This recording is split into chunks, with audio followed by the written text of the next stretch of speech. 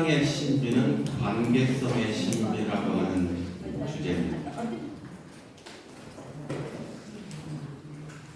이번 피점 전체 주제가 길에서 길을 만나 길이 되어가는 사람들이라고 했는데, 이 말이 무슨 말인가요? 나그네길에 있는 우리 인생 여정에서 예수 그리스도라는 길을 만나서 그분을 닮고 따르다 보니까 나도 어느새 누군가에게 길이 되어주는 사람으로 변해간다는 얘기예요. 이것이 프란시스칸 회계의 삶의 내용입니다. 신앙의 신비는 관계성의 신비라는 말은, 신비는 뭐예요? 우리가 다 알 수 없는 걸 신비라고 하죠. 근데 우리 여기서 얘기하는 것은 모르기 때문에 신비라고 하는 얘기라기보다는 너무나 많아서 신비라고 얘기하는 것이 훨씬 더 긍정적으로 알아볼 수 있는 얘기예요.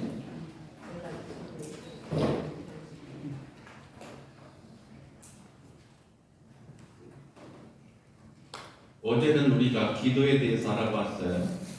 아버지의 이름을 빛나게 해드리는 일과 아버지의 나라가 지금 여기에 오게 하는 일과 또 아버지의 뜻이 나를 도구 삼아 이루어지도록 지금 말씀대로 저에게 이루어지기를 바랍니다 하고 기도하는 것은 관계 안에서 실천하는 선이라는 행위를 통해서 이루어지는 일들입니다. 그래서 이 세 가지 일을 동시에 하는 것이 바로 선을 행하는 건데, 이 관계성에서 선을 행하는 일이야말로 아버지께서 우리를 통해서 하시는 아주 거룩한 일입니다. 최후 만찬과 십자가에서 숨을 거두기까지 예수님께서 보여주시는 행동하는 자비는 계시의 완성이었습니다.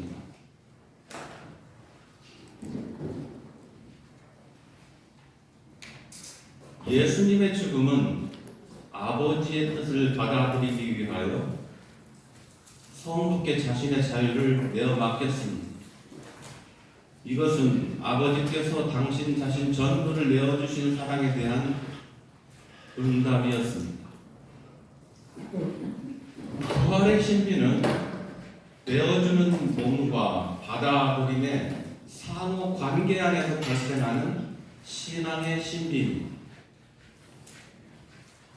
우리가 성체를 거행하고 나서 바로 이 신비를 얘기하잖아요. 신앙의 신비여 하면 여러분들 뭐라고 대답해요? 계속해서 해봐요.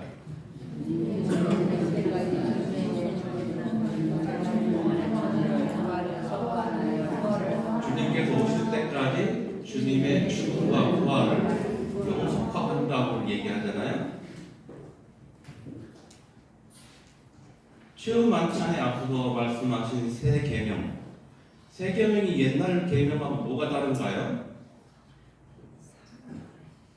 옛날에도 계명이 있었어요. 신명기에 마음을 다하고 생각을 다하고 그래 해가지고 하나님을 사랑해라, 이웃을 사랑해라는 그 계명이 있었는데, 예수님이 제자들의 발을 씻어주기 전에 무엇을 위해서 자기 목숨을 내놓는 것보다 더 큰 사랑이 없다라고 하시면서 하신 것, 옛날 계명과의 차이점이라고 하면 예수님께서 우리에게 보여주신 사랑이 달라요. 옛날에는 보여주는 게 없었잖아요. 근데 이제는 예수님, 내가 너희들을 사랑한 것처럼 서로 사랑해라. 요한 1서에 보면 하나님은 사랑이시다라고 하면서 하나님이 우리를 위에서부터 이렇게 사랑하시는데 우리는 여기에 대한 대답으로 이렇게 사랑하는 게 아니라 이렇게 사랑하라고 얘기했어요. 그러니까 하나님 우리를 사랑하면 우리는 서로 사랑하는 것이 응답하는 방법이에요.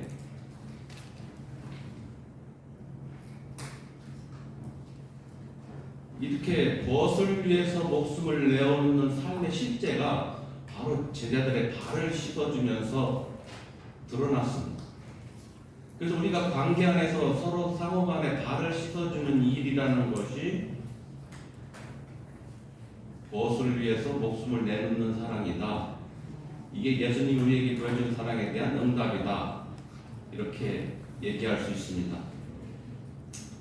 우리가 하느님으로부터 배워야 할 육화의 겸손과 순환의 사랑은 내어주는 사랑과 받아들이는 사랑을 통해서 관계 안에서 경험하도록 이끌어 주십니다.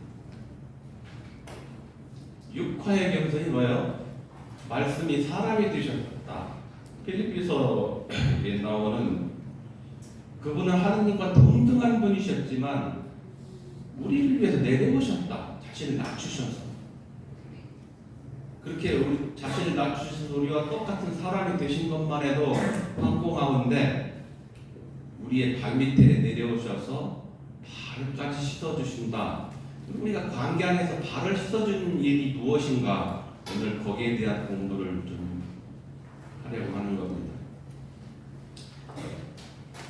내가 내 자유를 하나님께 내어 맡긴다는 말은 추상적이지 않습니다. 예수님이 하신 말씀의 통치를 받아들인다는 뜻입니다. 내 마음에 뿌려진 말씀의 씨앗을 성장하게 하려면 우리 마음 안에 간직된 말씀이 있어야 합니다. 제가 성프란시스코가 좋은 땅에 떨어진 씨에 대한 묵상을 이렇게 여러분들에게 소개해 드린 적이 있는데, 좋은 땅에 떨어진 씨가 되려면 5가지의 과정을 겪어야 된다고 성프란시스코가 우리에게 말씀해 주셨다는 것을 얘기한 적이 있습니다. 맨 먼저 말씀을 듣는 것, 그 다음에 이해하는 것, 세 번째로 기억하고 간직하는 것, 네 번째는 실천하는 것, 다섯 번째는 한 번만이 아니라 지속적으로 그렇게 하는 사람이 좋은 땅에 떨어진 씨로서의 살아가는 모습이다. 이렇게 해석을 해주셨어요, 우리 사모님께서. 그래서 우리는 밭에 묻혀 있는 보물에 대한 그 하나님 나라의 비유를 이렇게 많이 들어서 알고 있는데, 이 밭에 묻혀 있는 보물이 어디가 있을까요? 여러분들 생각해 보세요. 밭에 묻혀 있는 보물이 어디에 있을까요? 네? 마음에? 어떤 마음이 그런 맛이 있나요? 저에게 좀 알려주세요. 이 밭에 묻혀 있는 보물이 관계 속에 있습니다. 그래서 우리 관계 속에서 보물을 찾아내야 돼요. 그리고 그 보물을 발견하면 자기가 갖고 있는 모든 걸 판다고 얘기하잖아요. 그 모든 걸 파는 것이 내 자유를 내어드린다는 말입니다. 그래서 밭에 묻힌 보물을 얻기 위하여 나의 가장 소중한 자유와 내 의지를 내어놓는다는 말입니다. 그래서 내어주는 몸, 쏟는 피의 현장에 부활이 있습니다. 너를 받아들이면 하느님을 받아들이는 것이 아니라 하느님을 받아들이면 너를 받아들일 수 있습니다. 이게 무슨 말인지 이해될까요? 내가 너를 받아들이는 것이 하느님을 받아들이는 것이 아니라 하느님을 받아들여야 너를 받아들일 수 있다는 얘기예요. 이 거꾸로 이해를 잘 하셔야 됩니다. 그래서 하느님을 받아들이는 마음이 없이 너를 받아들일 공간이 없어요. 왜? 나로 가득 차 있기 때문에.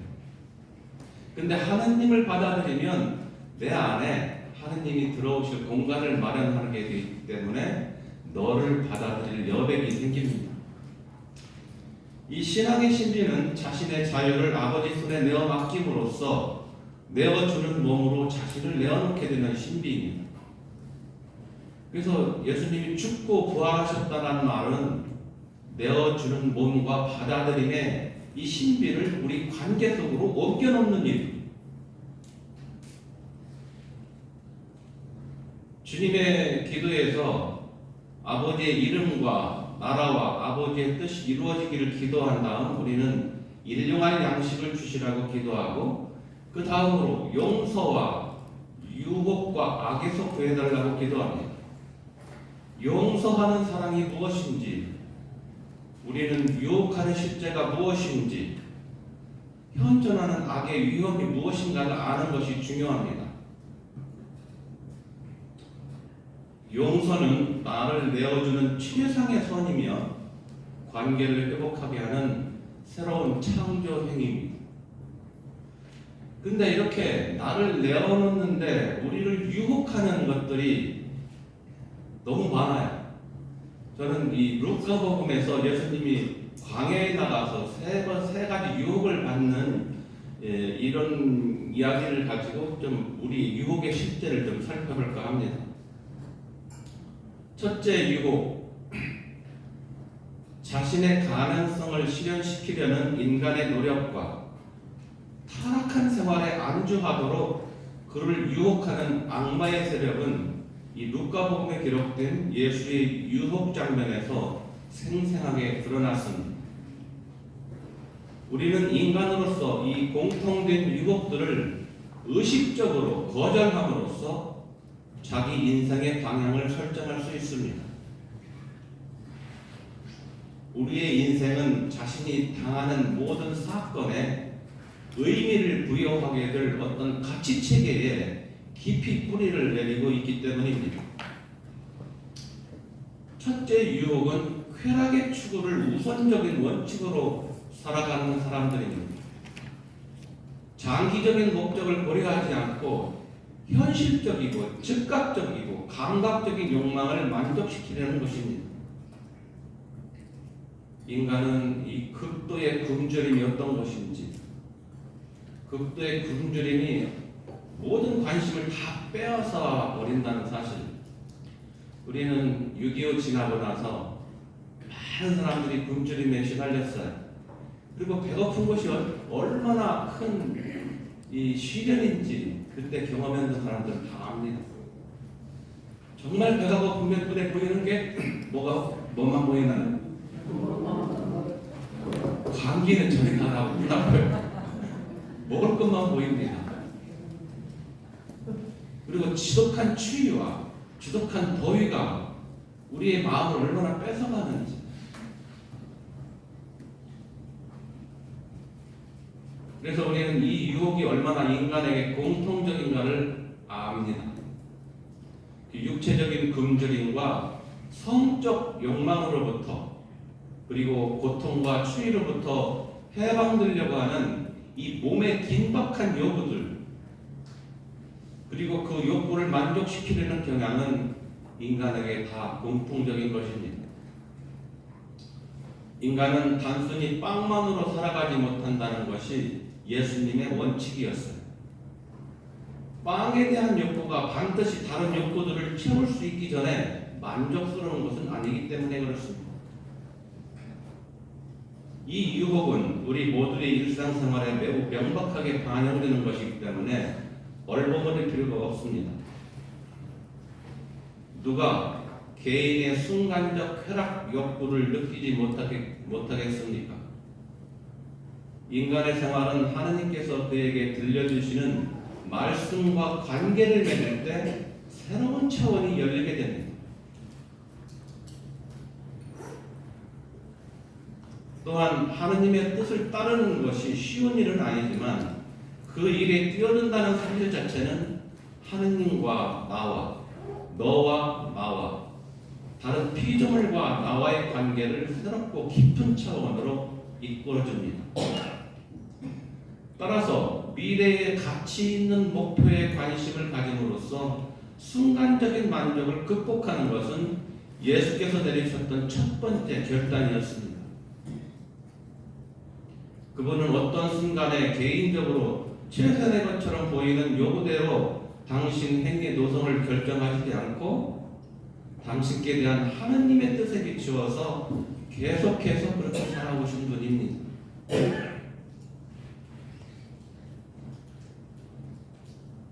미래의 가치 있는 목표는 우리에게 뭔가요?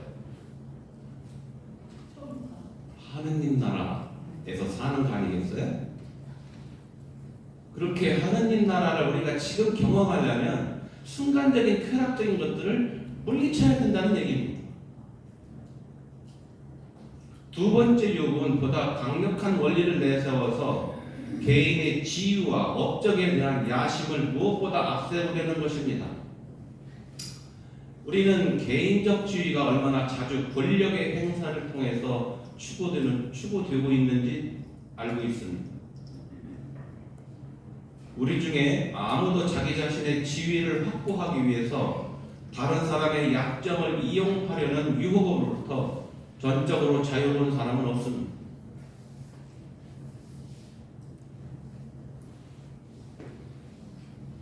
우리가 다른 사람을 받아들이려면 상대방의 약점을 이용하려고 하는 유혹들을 굉장히 많이 경험하게 됩니다. 자기 이웃을 사랑하기 전에 자기 자신을 정당하게 사랑할 필요가 있다는 사실이 매우 중요합니다. 자신을 사랑하지도 못하면서 다른 사람을 사랑할 수는 없기 때문에 그렇습니다. 그래서 이웃과의 긍정적인 관계는 자기 자신에 대한 긍정적인 인식에서부터 출발합니다. 그리고 이 관계 안에서 하느님을 발견하고 영의 활동을 우리가 느끼는 것입니다. 재산이나 지위, 명성을 자신의 중심적 위치에 올려놓음으로써 권력을 직접적으로 추구할 때 그 결과는 뻔합니다. 권력의 욕망은 인간으로 하여금 우상에 빠지도록 종용합니다. 그래서 이러한 유혹으로부터 해방되기 위해서는 허물어진 관계를 회복하는 데서 출발해야 합니다.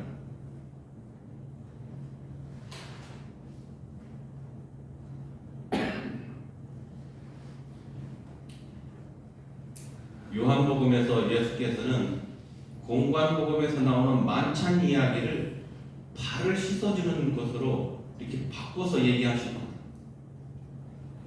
그래서 우리가 영광스럽게 되는 것은 사람들에게 봉사하는 것을 통해서 주어진다고 얘기합니다. 하느님의 관계는 발을 씻어주시는 예수님의 봉사 안에서 증명되었습니다.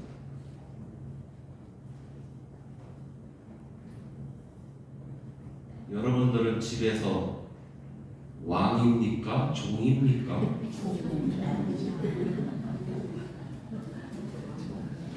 왕도 됐다, 종도 됐다 합니까?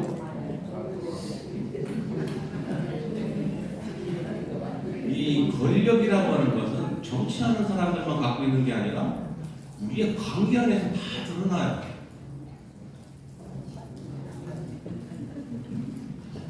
세 번째 유혹은 우리가 다 같이 또 경험하는 것인데 개인적 책임 회피를 하는 거예요. 책임 회피. 오늘 우리나라의 정치 현실을 보면 책임지는 사람이 없어요. 근데 여러분들 가정에서 여러분들 관계를 맺고 있는 사람들 안에서 책임지지 않으면 어떤 현상이 벌어지나요?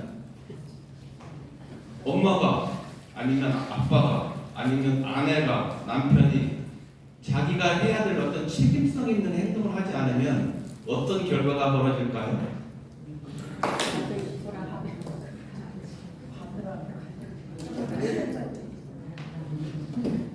책임지지 않는 사람이 어떻게 합니까? 그냥 넘어가요? 절대로 못 넘어가잖아요, 그죠?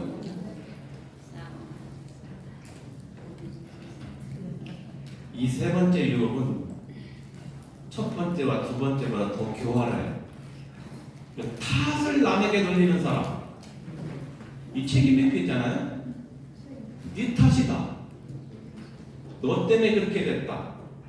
이렇게 탓을 남에게 돌리는 것. 그리고 자신이 잘못해놓고 나서 네가 잘못했다고 뒤집어 씌우는 사람들. 여러분들은 이런 경험 없습니까? 조용한 거 보니까 많은 것 같아요. 이런 유혹들이 우리 이 관계 안에서 많이 발생합니다. 그래서 얼마나 많은 관계들이 이런 것 때문에 어렵게 되는지 몰라요. 현재는 과거에 선택했고 과거에 결단했던 것 때문에 현재가 있고, 그러면 미래는 어떻게 되나요? 내가 지금 선택하고 결단하는 것에 따라서 미래가 결정됩니다. 그렇지 않겠어요?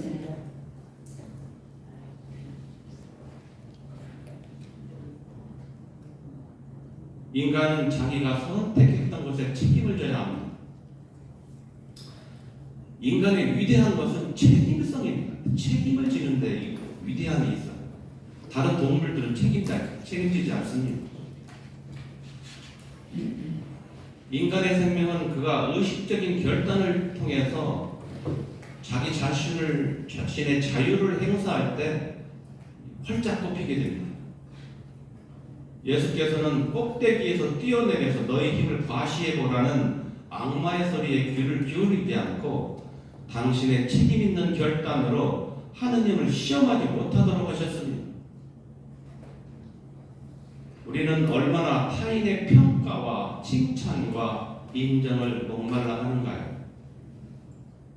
때로는 반응을 조작해서라도 그런 말을 들으려고 안간힘을 기울이는 모습을 자주 봅니다. 또한 이 우월감이라는 것, 내가 너보다 낫다라고 하는 이 우월감에 도취되어서 중독되어서 사는 사람들이 너무 많습니다. 그래서 항상 이런 사람은 난 잘하고 있다고 생각해요. 자신은 잘하는데 상대방이 잘못한다고 하면 우리 내면에서 어떤 일이 일어날까요? 화가 나요. 분노는 나는 잘했는데 네가 잘못하고 있다고 생각될 때 생겨납니다. 그래서 우리는 우월감에 빠져서 자기 힘을 과시하고 지배의 폭을 넓히려고 안간힘을 씁니다. 이러한 유혹에 직면해 있는 우리는 타인들의 평가에 의존하지 않고 하느님 앞에 책임 있는 태도를 유지함으로써 하느님을 이용해서 꼭대기를 차지하려는 유혹에서 벗어날 수 있습니다. 타인의 평가에 의존하지 않는다는 것이 매우 중요합니다. 우리는 이 관계 속에서 나를 드러내기를 은근히 기대하고 살아가는 사람들이 너무 많아요. 그래서 이런 사람의 제일 큰 관심은 다른 사람이 나를 어떻게 보아주느냐에만 관심이 있어요. 하느님이 나를 어떻게 봐주신 것에 대한 관심이 없고 다른 사람들이 나를 어떻게 봐주느냐.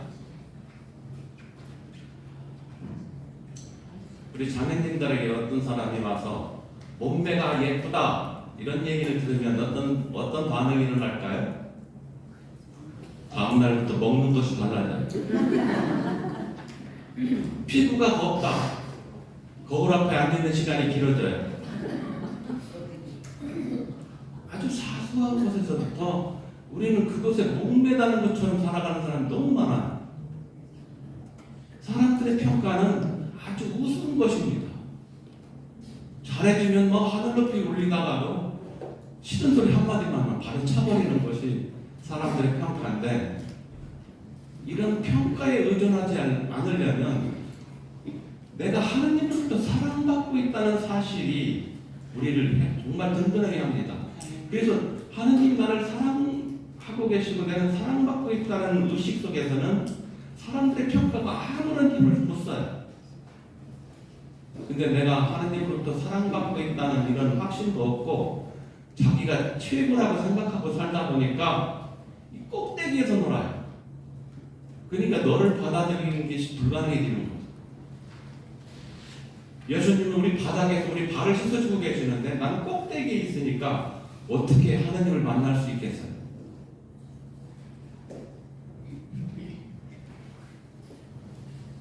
인간의 기본적인 세 가지 욕구가 있는데 그게 뭐죠? 식욕, 성욕, 지배욕. 우리가 관계성에서 뭐가 잘 안 되면 이쪽으로 가요. 나도 모르게. 식탐을 하거나 성적으로 쾌감을 느끼기 위해서 그런 걸 계속해서 추구한다거나 아니면 누군가를 힘으로 지배하려고 하는 욕구들이 계속해서 생겨납니다. 자, 인간의 기본적인 욕구가 세 가지가 있고 우리 시대에 세 가지 유혹이 있어요. 눈앞의 이익과 눈앞의 즐거움과 눈앞의 편안함. 우상이 저지르는 일 세 가지가 있습니다. 첫째로 사로잡히게 하고 노예로 만들고 파멸시킵니다. 그런데 내가 우상이라는 사실을 깨닫는 것이 중요합니다.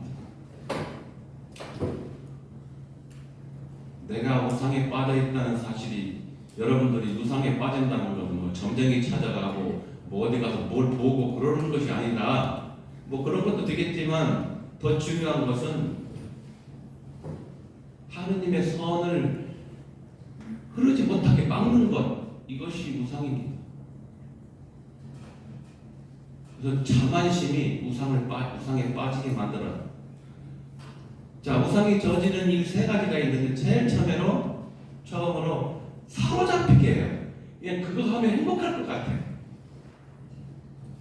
둘째로 거기에 빠지면 내가 노예처럼 삽니다. 그러면 결국에는 내가 관계를 다 잃어버리고 하나님과의 관계나 너와의 관계나 피조물 관계가 다 사라지고 홀로 남아요. 이렇게 되면 우리는 고립되고 단절이라고 하는 지옥이라는 실체를 경험합니다. 여러분들 지옥에 안 가봤지만 단절하면은 지옥이 어떤 것인가를 알 수 있어요. 인간의 기본적 욕구를 채우려는 긴박한 요청은 우리 시대에 우리를 유혹하는 세 가지의 유혹에 노출되어 있고, 세 가지 유혹은 우상의 현주소를 알게 해줍니다. 인간 안에 억제된 천사가 숨어 있다는 것을 우리는 압니다. 우리는 세상에 태어날 때 천사같이 아름다운 그런 마음을 하나님께서 주셨기 때문에 누구든지 다 그런 마음을 지니고 있어요. 근데 여러분들이 지금 관계를 맺고 있는데 이 천사가 등장하나요? 숨어 있나요? 근데 왜 천사가 못 나오게 숨어 있게 만드나요? 이 무슨 이유 때문에 그럴까요?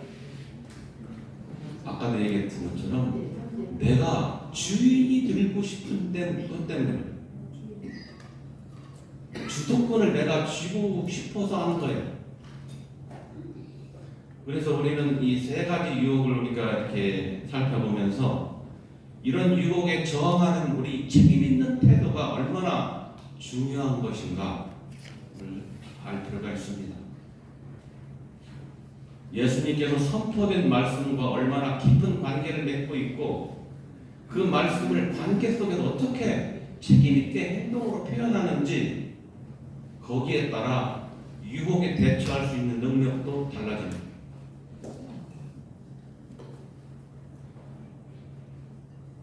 너 없는 하느님, 피조물 없는 하느님은 상상할 수 없습니다. 단순히 너와 피조물 없이 하느님과 나와 1대1만 이거 추구하는 사람들은 관계의 질을 엉망으로 만들어 버립니다. 왜? 내가 하느님과 단절되고 피조물과 단절되면 어디에서 내가 그 에너지를 받겠습니까? 관계의 질은 사무적입니다. 우리가 하나님을 믿는 만큼 하느님께서 우리를 믿어주실까요? 아니면 하느님이 우리를 믿는 만큼 우리가 그분을 믿는 것일까요? 무엇이 맞는 것 같아요?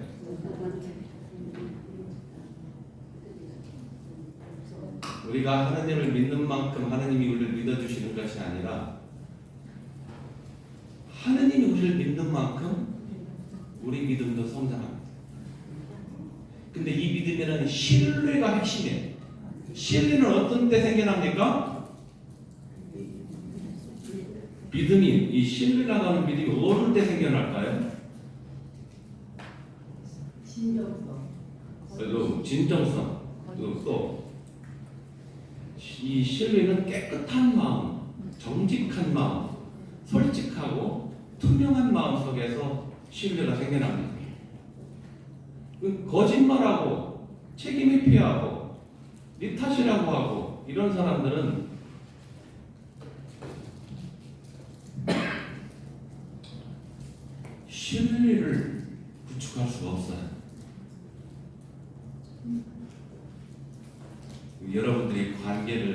하면서 경험하지만 믿을 수 없는 사람은 더 이상 관계를 지속하지 않습니다. 근데 여러분들 부부끼리 생각해 보세요. 부부끼리는 그만둘 수도 없잖아요, 그죠? 근데 당신이 콩으로 매주를 쓴다고 해도 이제 안 믿어. 이런 말이 자주 나와요.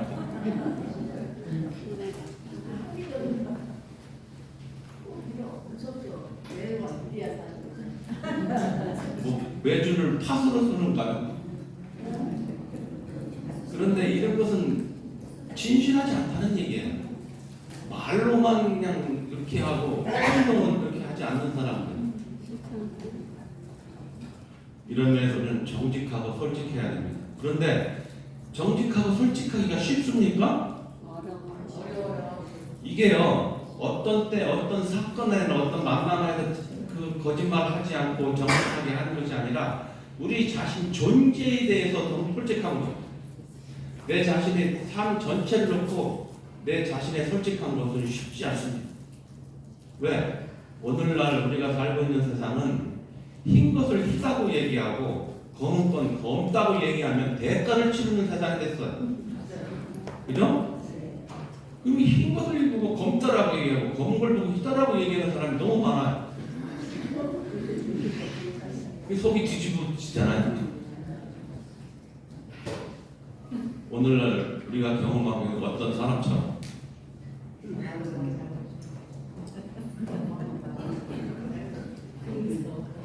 그래서 8가지 행복에 대해서 얘기할 때 마음이 깨끗한 사람은 복되다. 그들은 하느님을 뵐 것이다. 자 보세요. 마음이 깨끗한 사람이 어디에서 하느님을 뵙습니까? 관계 안에서 봅니다. 관계 안에서 하느님을 알아차립니다.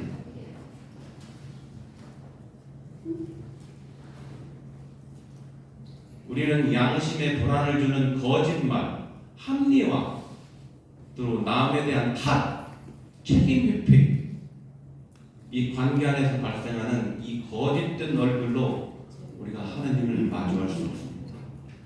우리가 하느님과 관계를 시작하려면 맨 먼저 시작해야 되는 것이 깨끗한 마음, 정직한 마음. 그리고 우리가 관계 속에서 자꾸 거짓말하고 살면서 하느님하고 관계를 맺는다? 불가능합니다.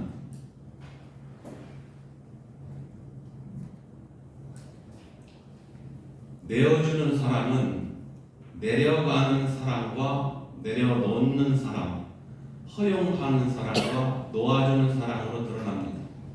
이 말은 제가 강의 때 많이 들려드렸어요. 우리가 관계 회복을 위해서는 4가지 아주 원칙적인, 아주 기본적인 것들을 해야 된다. 그것이 내려가는 일, 내려놓는 일, 그 다음에 허용하는 일, 그 다음에 놓아주는 일. 이것은 죽음과 부활이 그 속에 다 들려있어요.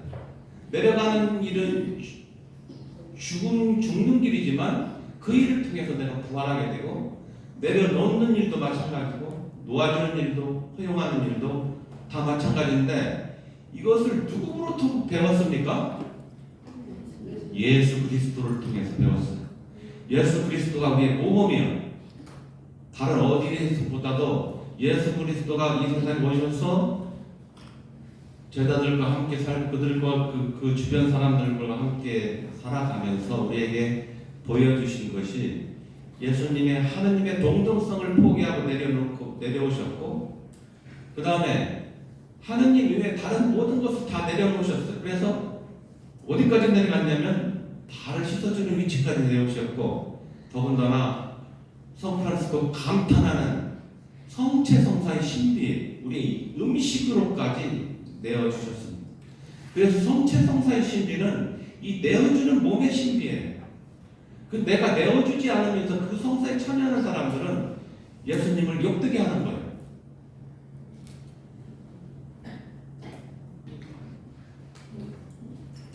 사람에게 자유를 주는 법에 대해서 야고보 사도가 당신의 서한을 통해서 얘기합니다. 사람에게 자유를 주는 법이 어려울까요? 쉬울까요? 뭐가 어려울까요? 내용상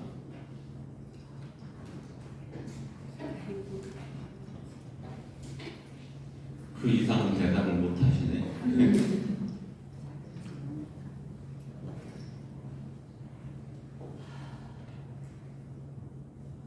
자유를 주는 법은 마태복음 25장에 명료하게 드러나 있습니다. 어떻게? 내가 배고팠을 때 먹을 것을 주고, 목마르렀을 때 마실 것을 주고, 헐벗었을 때 입을 것을 주고, 감옥에 갇혔을 때 나를 찾아주었다. 가장 보잘것없는 사람, 그 사람 하나에게 해준 것이 나에게 해준 것이다. 그럼 가장 보잘것없는 사람이 어디 살까요?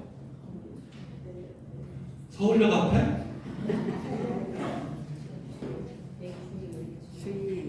지금 여러분들과 가장 가까이 관계를 맺고 있는 사람들이 바로 그 사람들입니다. 그 사람에게 해준 것, 내 남편, 내 아내, 내 자녀, 내 부모, 주변 사람들, 이 사람들에게 해준 것이 주님께 해드리는 것입니다. 그래서 여러분들이 자기 가족을 위해서 자매님들이 음식을 준비할 때 어떻게 하면 좀 더 맛있게 할까라고 고민하는 것은 어떻게 하면 주님을 더 사랑할까 하는 거 똑같습니다. 우리는 이 구체적인 현실을 외면하고 하느님을 딴 데서 찾았어요. 안에서 찾는 게 아니라 밖에서 찾았어요. 그래서 용서하기 위해서는 우리는 꼭대기에서 내려와야 합니다. 용서하기 위해서는 집착 같은 것을 내려놓아야 합니다. 용서하기 위해서는 저마다 제 몫의 삶을 살도록 허용하고 놓아줘야 합니다. 그래야 자유롭게 됩니다. 그런데 예수님께서 고난을 겪으실 때 가장 큰 유혹이 무엇이었을까요? 십자가에서 가장 큰 유혹을 느끼셨는데 왜 큰 유혹을 느끼셨을까요? 예수님이 광야에서 유혹받으신 것보다 더 큰 유혹을 십자가에서 받으셨어요. 그게 무엇이었을까요? 왜 나를 버리십니까? 네? 나를 왜 버리십니까? 그것이 아니고요.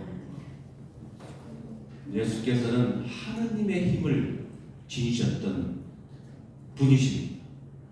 아버지께서 전능하신 것처럼 아들에게도 그 전능한 힘이 있었어요. 근데 이 전능한 힘을 다른 사람들을 살리는 데 사용했지만 자기 자신을 위해서는 그 힘을 포기하는데 그게 큰 유혹이었어요. 힘을 지니고 계셨던 것이죠. 보세요. 예수님이 젊은 나이에 자기를 수없이 매질하고 끌고 다니고 가시관을 씌우고 모욕하고 침뱉고 이럴 때 인간적으로 얼마나 그 힘을 사용하고 싶은 유혹이 강했겠어요.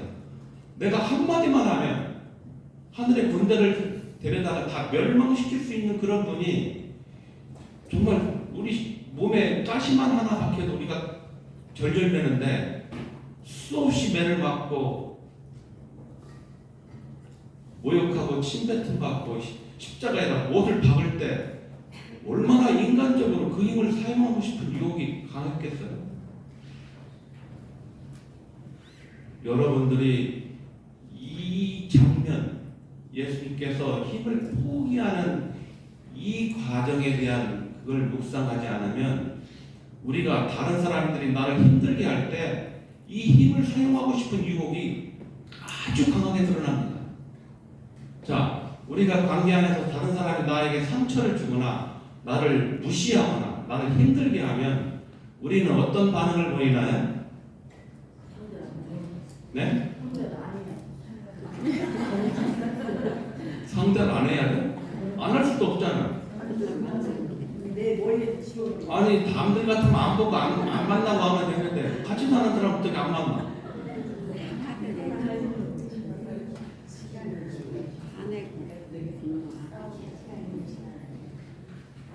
여러분들을 힘들게 할 때 우리는 즉시 내 힘, 내가 가지고 있는 모든 힘을 처음 동원해서 상대방을 어떻게 하려고 합니까?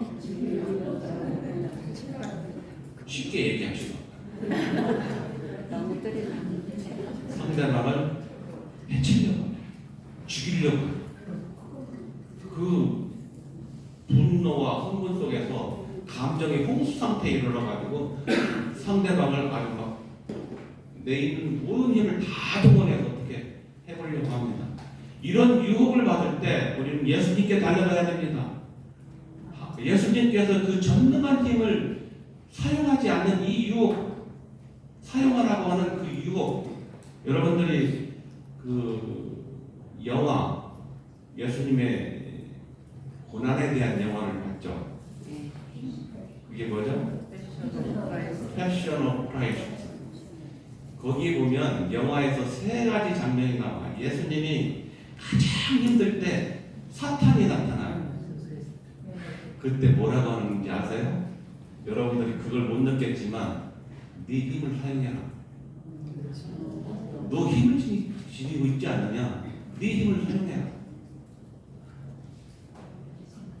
그래서 우리는 남들이 나를 힘들게 할 때 그렇게 힘과 힘이 맞서가지고 싸우지 말고 그것을 견뎌내야 됩니다. 자, 견딤하고 인내하고 참는 것은 다르다고 제가 말씀을 드렸어요. 강의 때. 참는 것은 인내하다, 참는다. 이것은 내 힘으로 문제를 해결하려고 하는 시도지만 견디는 것은 주님의 영과 내가 함께 하는 일입니다. 그래서 우리는 예수님과 함께 견디는 사람들이지 참는 사람들이 아니에요. 그런데 우리에게 참을 수 있는 힘이 있을까요? 없을까요?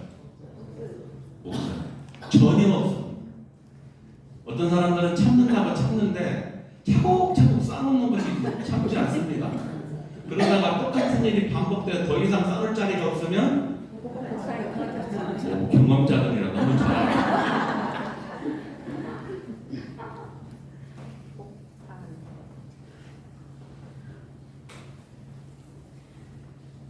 우리가 힘을 포기하는 유혹으로부터 이 힘을 포기하라고 하는 유혹으로부터 이것을 관계 안에서 견뎌내야 됩니다. 자, 말로 해도 안 되고 폭력을 쓸 수도 없을 때 우리는 어떻게 해야 됩니까? 견딜 수밖에 없어요.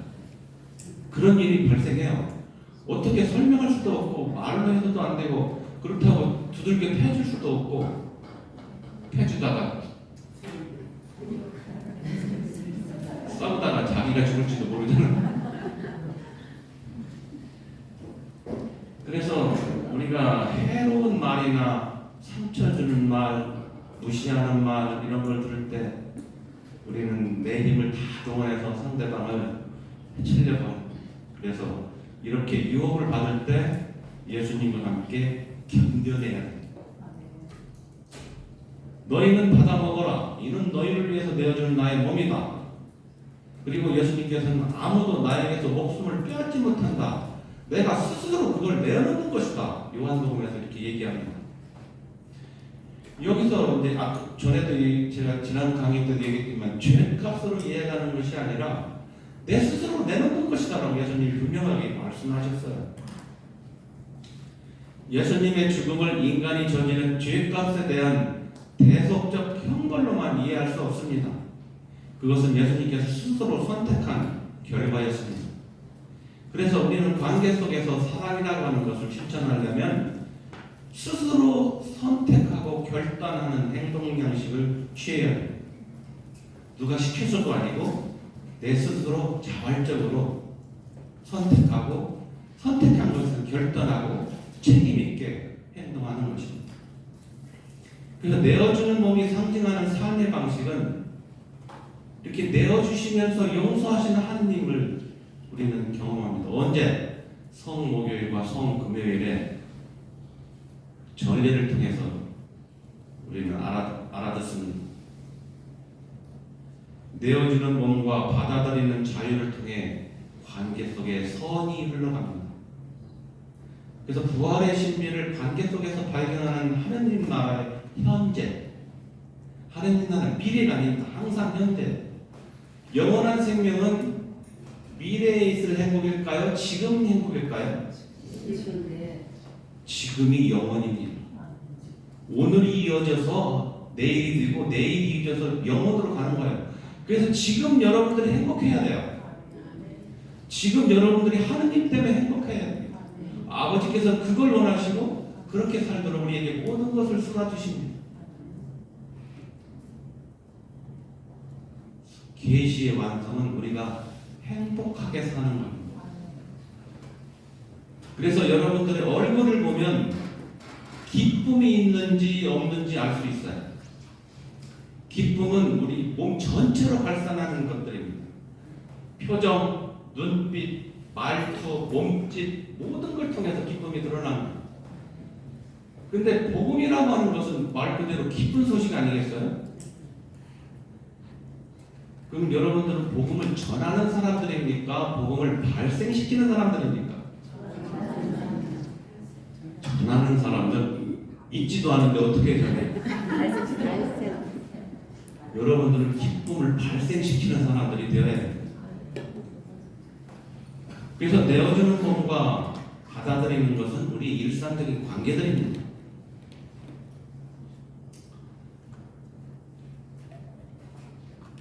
그러면 그 현장에 가봅시다.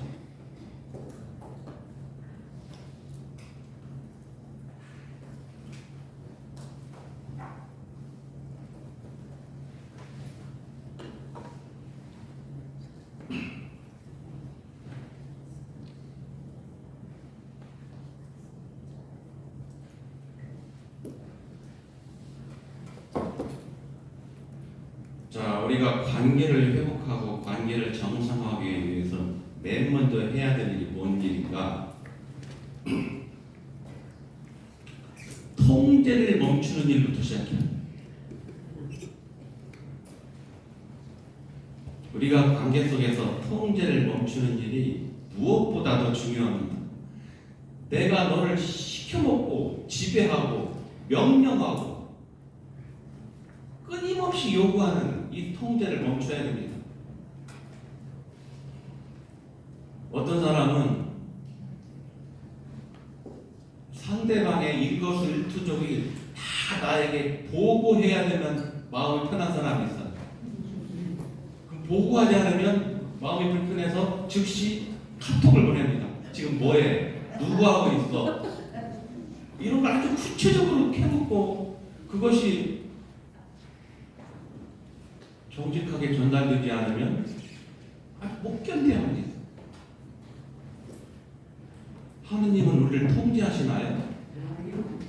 하느님은 우리를 통제하시지 않습니다.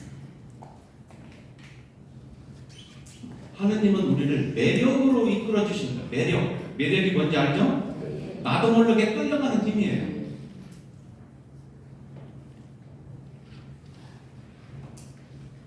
근데 통제하기 위해서는 제일 첫째로 통제를 멈추려면 사람에 대한 존중심이 무엇보다 중요합니다. 자, 여러분들이 일상적인 그 관계 안에서 사용하는 단어들, 이 단어를 살펴보면 여러분들이 위에 있는지 아래에 있는지 중간에 있는지 다 알 수 있어요. 무슨 단어? 그리고 말투,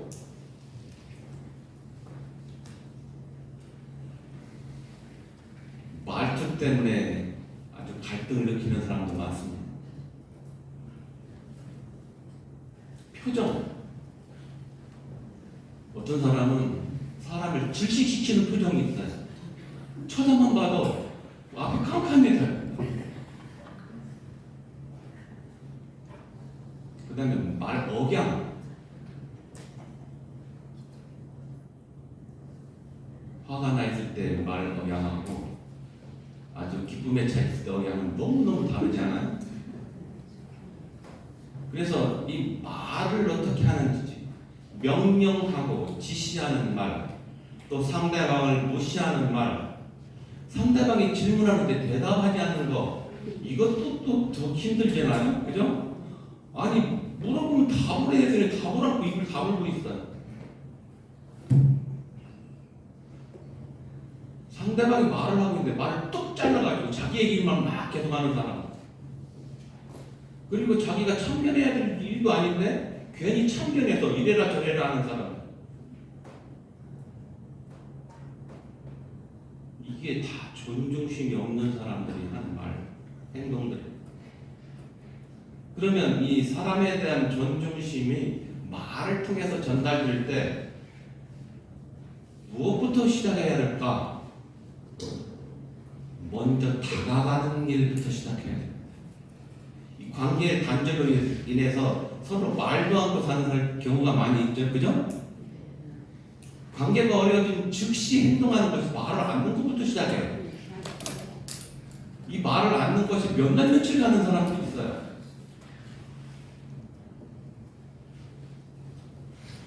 예수님이 제자들을 동반할 때 엠마오로 가는 제자들을 동반하신 것처럼 이 동반과 부축이라는 것이 얼마나 중요한 일인지 몰라요.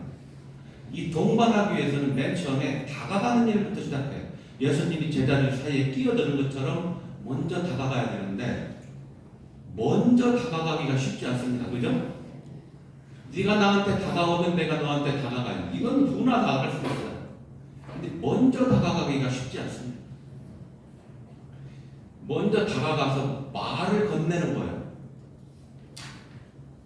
두 번째, 이 먼저 다가가서 말을 건네고, 근데 무슨 말을 해야 될지 명령하고 지시하는 말이 아니라 협력하는 말을 해야 됩니다. 협력을 구하는 말을 해야 돼요. 부탁하고 지시하고 명령하던 사람이 이 부탁하고 협력을 구하는 말로 바뀌어질 때 관계가 많이 달라져요.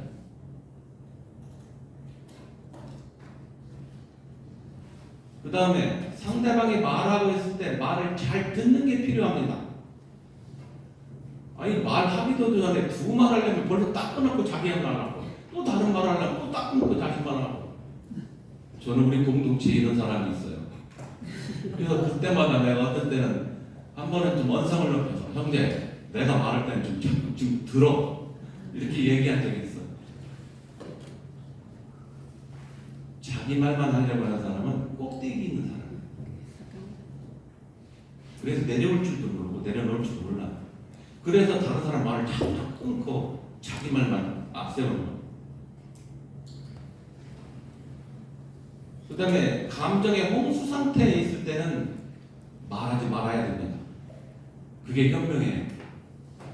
상대방이 좀 잠잠해졌을 때 말해야지 막 꼭대기까지 이렇게 막 분노가 감정의 홍수 상태에 있는데 막 내가 너한테 싫은 소리 하면 어떻게 되겠어요?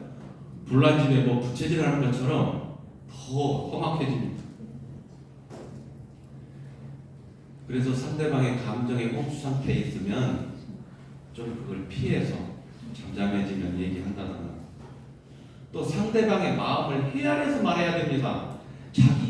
자기 생각대로만 막 얘기하면 상대방이 힘들어요. 상대방은 지금 원하는 게 다른 데 있는 다른 것인데 자기는 그것이 아니라고 얘기하거나 내 마음을 전혀 헤아려주지 못하는 관계는 너무 힘들어요.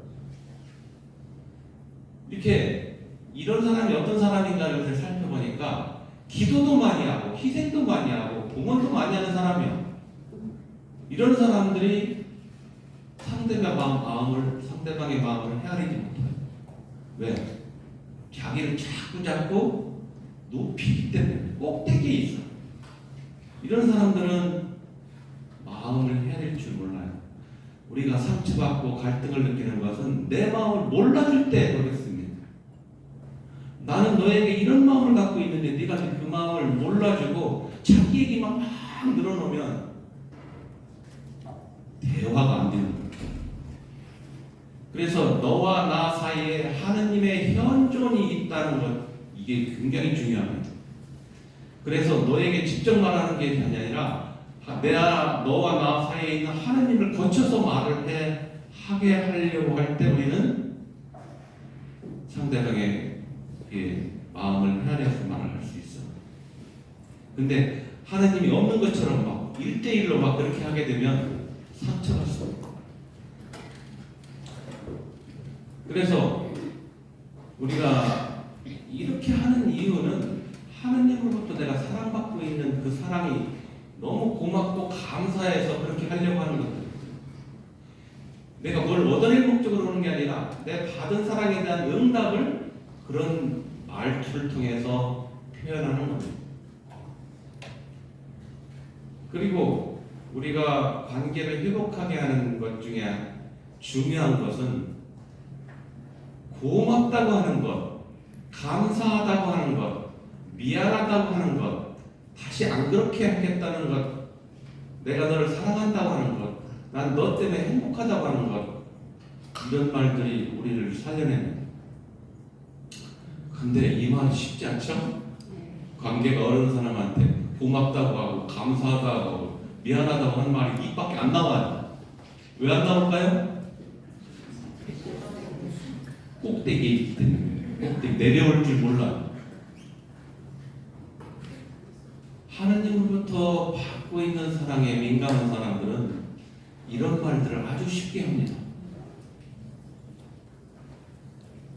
그리고 즉시 합니다. 한참 뜸들였다는 게 아니라 즉시해요. 내가 잘못했으면 미안해. 안 그렇게.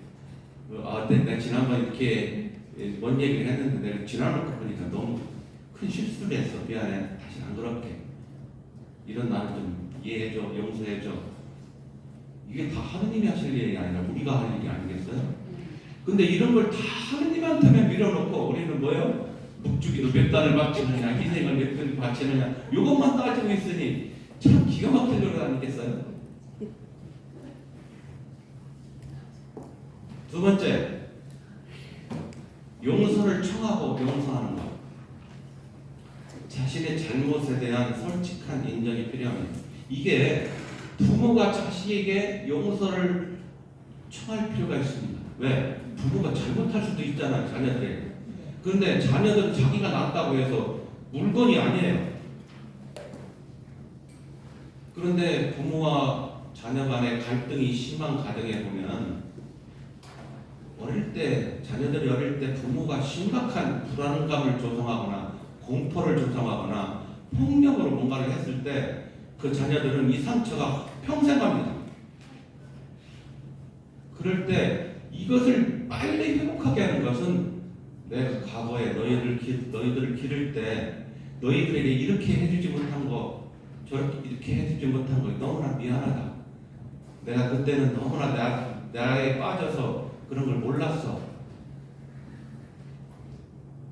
자녀들이라고 해도 이렇게 부모가 용서를 청할 때 이 과거에 가졌던 상처들이 말끔히 씻어집니다. 근데 반드시 대면해서 해야 돼. 만나지 않으면 그게 또 숙제로 남아요. 그러면 대면하기가 참으로 어려울 때는 어떻게 해야 될까요?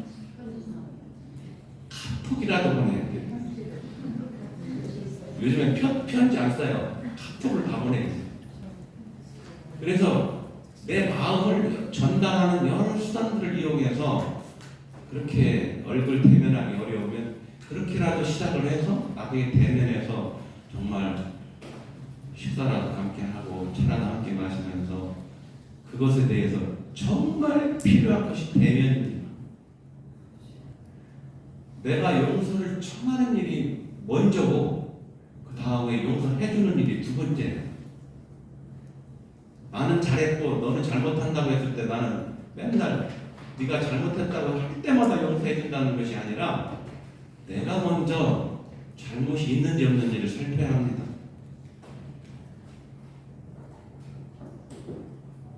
세 번째로는 감사하는 마음으로 상대방의 마음을 헤아려주는 것.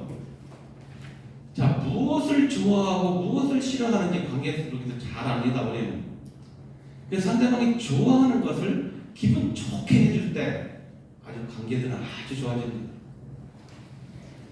그래서 엄마가 자녀들을 위해서 어떤 때 자녀들이 직장 생활하다 집에 오면 그 자녀들을 위해서 그 자녀들이 좋아하는 음식을 재료를 구할 때부터 시작해서 아주 정성껏 마련해서 만드는 과정에서 아주 기분 좋고 행복하게 그걸 만들면 그 아이들이 그걸 먹으면서 다 알아요. 우리 엄마가 나를 위해서 얼마나 정성을 다 쏟아갖고 만들었는지 압니다. 모르는 것 같아도 다 알아요.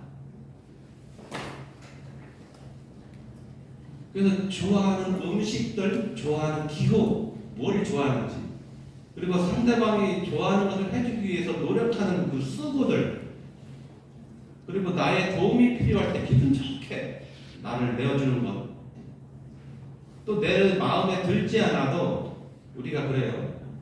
부부끼리 살다 보면 처음엔 잘 몰랐어도 몇십 년 함께 살다 보면 상대방이 어떻다는 건 다 알잖아요.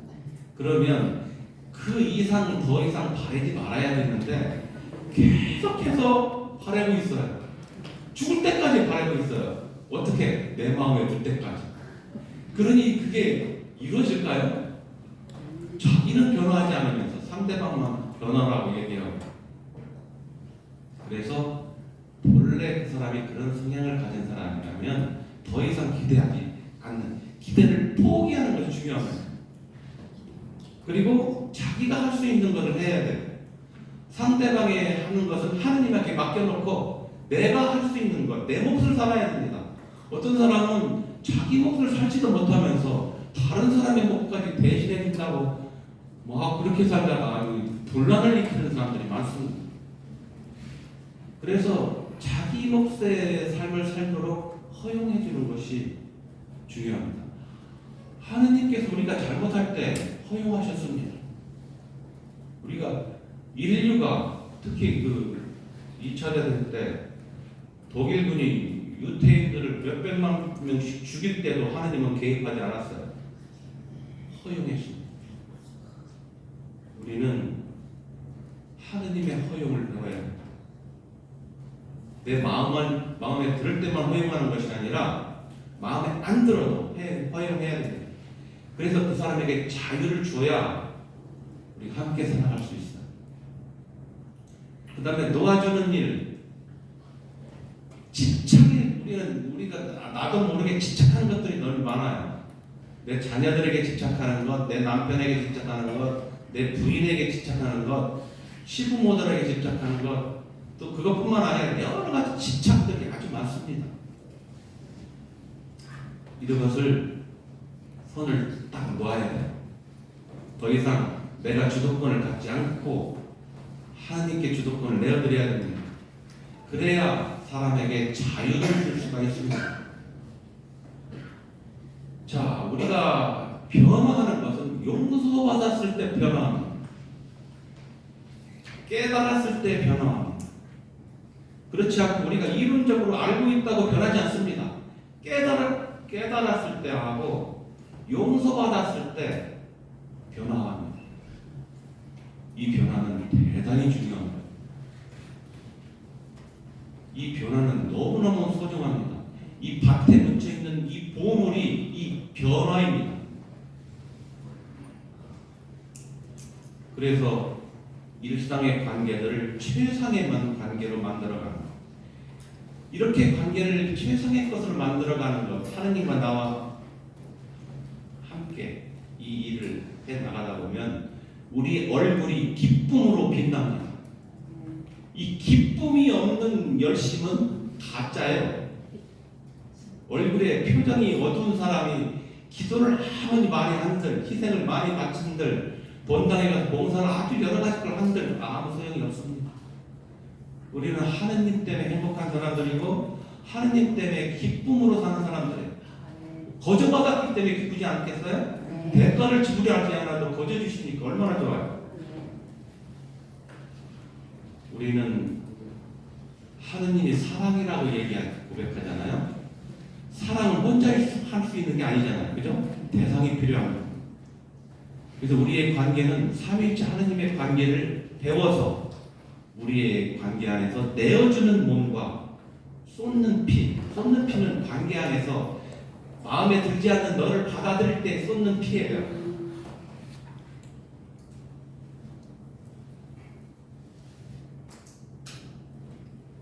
그래서 하느님 안에서 누리는 이 자유가 우리를 기쁨으로 얼굴이 빛나게 합니다.